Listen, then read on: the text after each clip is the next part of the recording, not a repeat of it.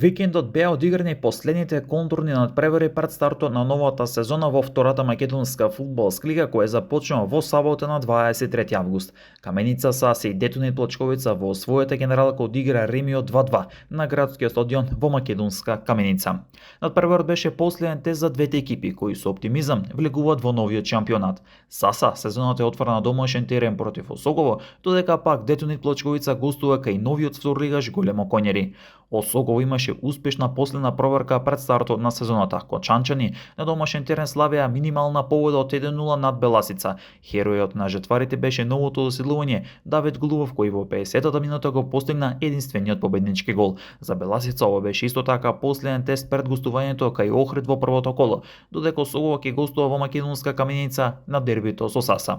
Успешна генералка имаше и Брегалница, која со голот на Михолов во 51-та минута славеше над Слогавиница со минимални 1:0.